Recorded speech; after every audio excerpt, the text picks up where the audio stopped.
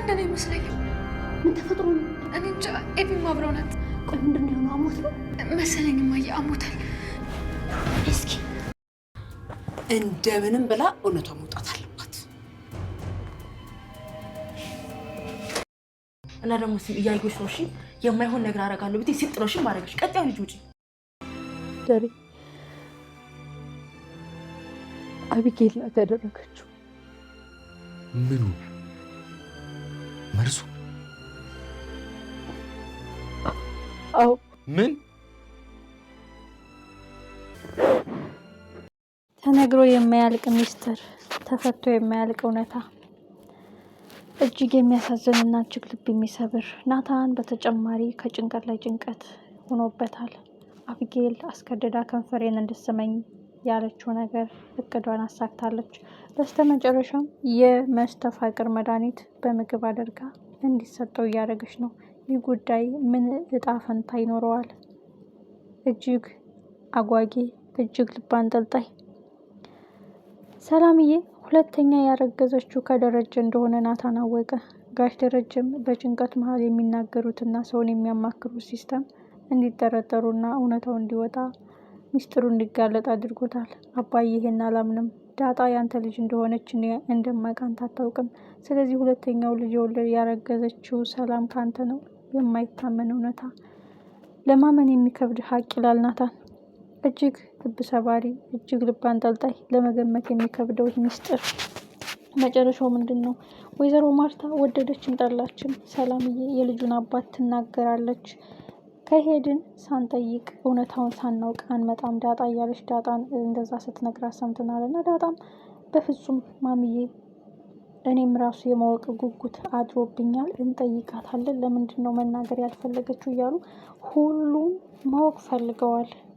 የተደበቀው ሚስጥር፣ የተቀበረው ሀቅ የሚያውቀው ፈጣሪና ሰላምና ደረጀ ናቸው። ደረጀም እንግዲህ ሰላም በነገረችው እውነታ ነው። ሰክረ ነበር፣ አጋጣሚውን ተጠቀምኩበት፣ ጥፋቱ ያንተ ነው፣ ልጅን ባጥልብኝ ይህ ሁሉ ነገር ባልተከሰተ የምትለው ሰላም በዛም አለ በዚህ ደረጀ ላይ ጥፋቱን አላካበታለች። ከመጀመሪያው ጀምሮ መውለድ ከፈለገች ከሌላ መውለድ ከሌላ ማርገዝ ትችል ነበረ። በቀልም በቀል ነው ይባላል። የእውነታውን ሰላም ጥፋተኛና በጣም ትልቅ ጥፋት ነው ያጠፋችው። እጅግ የሚያሳዝንና እጅግ ልብ የሚሰብረው ጉዳይ። ጋሽ ደረጀ በፍጹም ሰላም ጋር መሄድ የለባቸውም፣ መውለጃዋ ደርሷል፣ አታጨናንቋት እያሉ ምክንያት ቢደረድሩም ወይዘሮ ማርታ በፍጹም ሂጀማ የልጁን አባት ጠይቃታለሁ እሷም እናገራለሁ ብላለች ስላለች ይህ ጉዳይ እጅግ ልብ ይሰብራል። ጋሽ ደረጀ በጭንቀት ሊፈነዱ ነው። በጭንቀት እንቅልፍ አጥተው ሰላም አጥተው መቆሚያ መቀመጫቸው ጠፍቷቸዋል። በሌላ በኩል ናታን ነው። ናታን አሁን ትልቁ ጉዳይ ግልጽ ሞለታል። ሰላም ሁለተኛ ያረገዘችው ከደረጀ እንደሆነ በደንብ ተረድቷል። ግን በሚስጥር ላይ ሚስጥር፣ በጉድ ላይ ጉድ ነው እንጂ ችግሩ ሲፈታ ሀሳቡ ሲቀል እየተመለከተ አይደለም።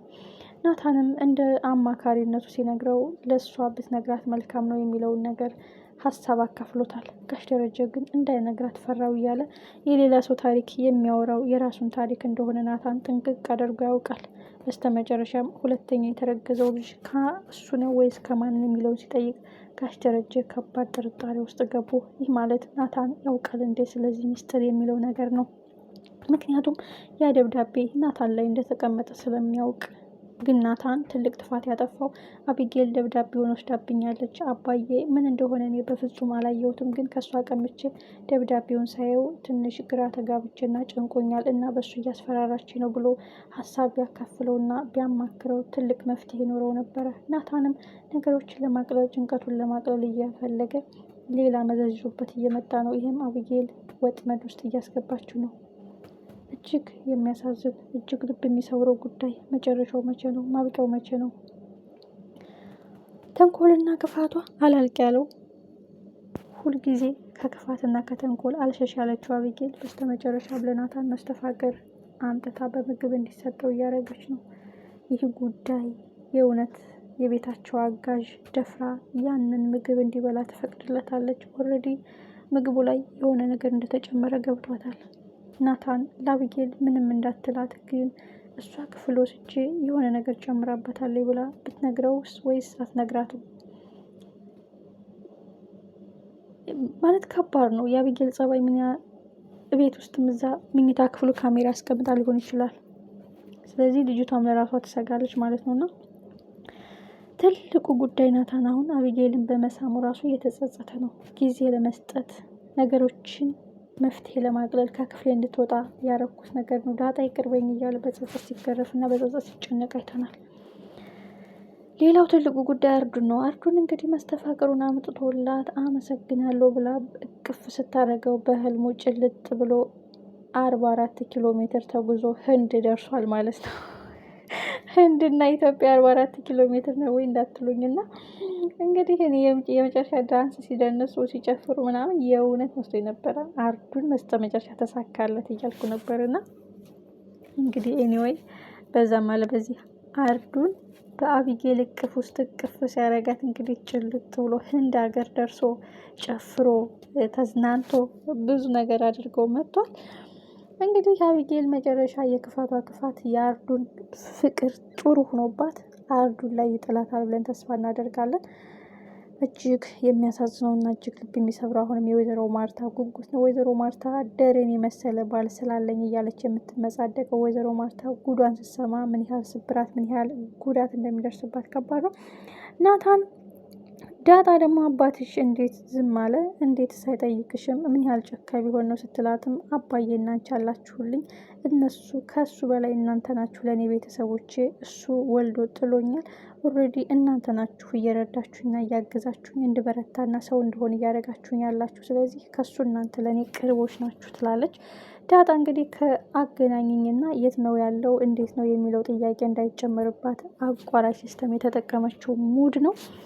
እጅግ የሚያሳዝንና እጅግ ልብ የሚያንጠለጥለው ጉዳይ ግን እውነታው ሲገለጥ ሀቁ ሲፈነዳ ወይዘሮ ማርታ በዙሪያዋ ያሉ ከአቢጌል ጀምሮ እንደ ከዷትና ልቧን እንደሰበሯት እንደወጓት የምታየው ነገር እንዳይድን ጫው የተነሰነሰበት ቁስል እንዳትነሳ የተሰበረ ስብራት እንዳትጠገን የወለቀ ሊገባ የማይችል ከባድ ስብራት ነው የሚገባባት ማለት ነው።